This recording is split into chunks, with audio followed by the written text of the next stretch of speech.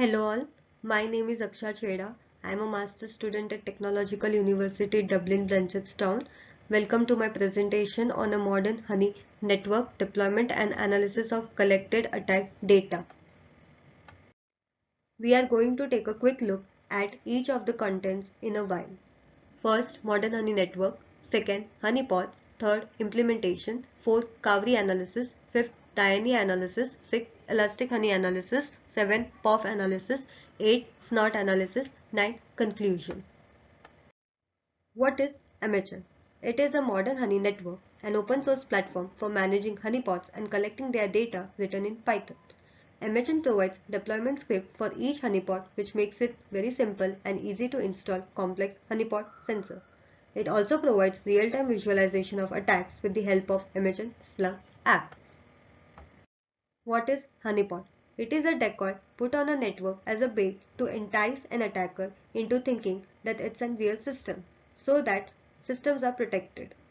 Different type of honeypots are Amun Dainia to capture malware samples, Kavri to capture brute force attacks, Conpot to emulate utility-based servers, GlassTopF, WordPot, ShockPot, they are web-based honeypots. WordPot is a WordPress honeypot. ShockPot dedicated to CVE 6271 related to shell shock vulnerability. GlassTopF emulates type of web vulnerabilities. Elastic Honey are NoSQL honeypots. Snort, POF, Suricata, not honeypots but really useful network sensors. POF, passive OS fingerprinting. Snort, Suricata, intrusion detection and prevention system, real-time traffic analyzer.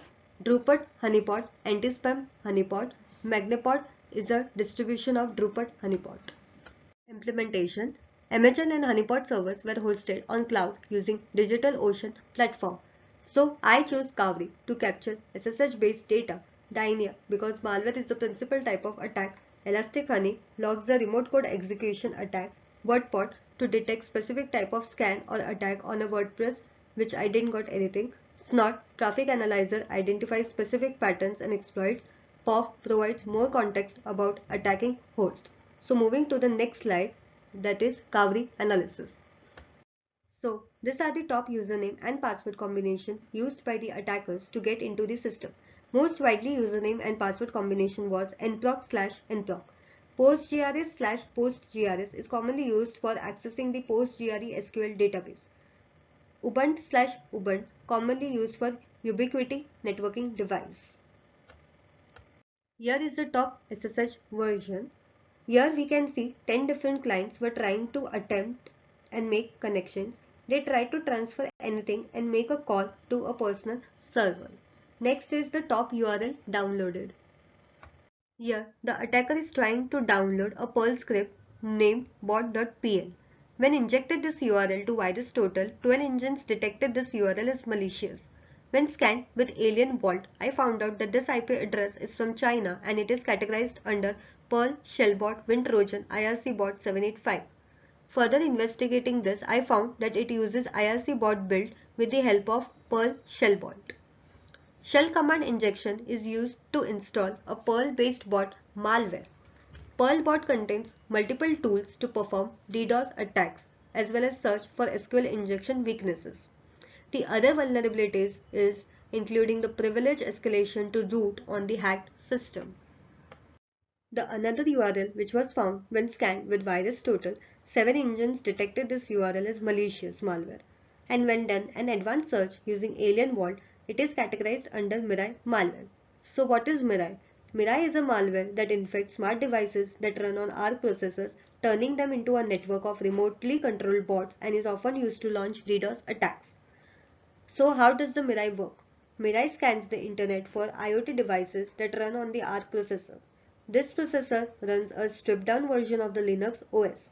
If the default username/password combination is not changed, Mirai is able to log into the device and infect it. So the recommendation is that setting up SSH login process properly, monitor the commands used on command line interface, detecting creation of new accounts and regularly verifying that all created accounts are only used for business purpose. So these are the top MD5 malware hashes we have got from Dainia Honeypot. They all are different variant of WannaCry ransomware crypto miner. So what is ransomware? It is a worm that spread exponentially through a variety of computer networks.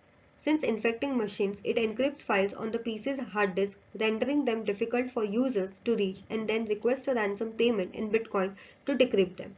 So in real world, there are two types of case based on encryption.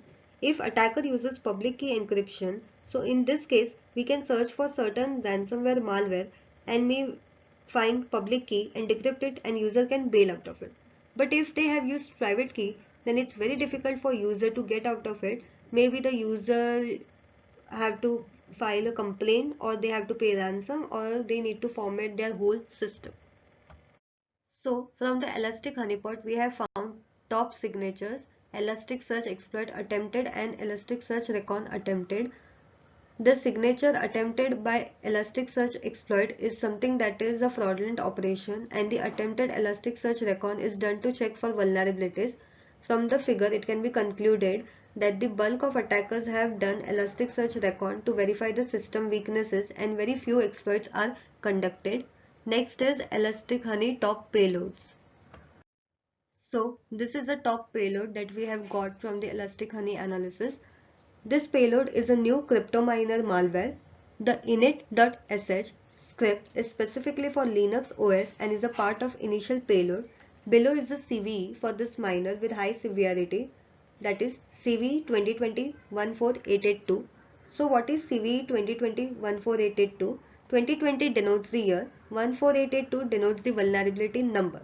So it is a remote code execution vulnerability in Oracle WebLogic server without authentication, that is it may be exploited without the need of a username and password.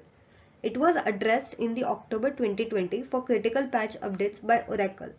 Also on 2nd November 2020, Oracle issued a supplementary advice for the new CVE 2020-14750, which covers the same vulnerability as CVE 2020-14882. POF sensor was deployed in all the honeypot servers as they can provide very useful data for threat intelligence, such as attacking host OS and its network connection type. It detected 501 Nmap SYN scans from the attackers, and majority of POF link used to detect is via Ethernet or modem, and the top 3 OSs were identified. Next is SNOT analysis. So what is SNOT? SNOT is an intrusion detection and prevention system. It can analyze real-time traffic on the network. Most relevant data produced is top signatures, and it helps to identify malicious network behavior, which uses certain rules to detect packets that mix against them and create warnings for users. SNOT was also deployed in all the honeypot servers. So most of the signatures we have got is multiple poor IPTCP reputation, potential SSH scan, AT scans, SIP vicious user agent detected friendly scanner. So the interesting signature which I found was AT scan SIP vicious user agent detected friendly scanner. So what is SIP vicious? It is a SIP auditing tool used to scan for and enumerate SIP devices and accounts. How SIP works? It scans IP range for SIP servers, communicate via 5060 port. If it finds the port open, it attempts to brute force its way into your SIP servers with a common username and password. Valid accounts are later used for fraudulent operations, such as making a free international call. A successful hack will overload the network. Friendly scanner can probe your network once every few hours or go into the full-blown DOS mode. It occurs when the network is least likely to be monitored, such as night or holidays. So how to mitigate it? Blocking the attacker's IP address, but in reality they don't have static IPs, so this is not a feasible option. Port change. It enters to network through 5060 port. So change their port, but it's hard to configure VoIP clients using non-standard ports. Block by user agent. Block SIP messages for the user agent property associated with the exploit. Block it permanently. Or block by register attempts. If you observe an IP unsuccessfully registering several times within a short time span, ban the IP temporarily or forever. Next is conclusion. So in conclusion, MHN is simple to use, easy to set up. Honeypots are the vital part of the security system. Based on the different honeypots deployed, Kavri The simple password should not be used as they are vulnerable to the system. Also, changing SSH port besides 22 will reduce the number of attacks. Dynia, constant monitor of network is required. Elastic Honey, system software patches should be updated and maintained regularly. POF, it is an excellent tool for determining the OS of a target and also target uptime, which will determine when the system was last patched. Snort, it is a rule-based IDS. The key to get value out of Snort is deploying it in the proper context for the organization that uses it. Thank you.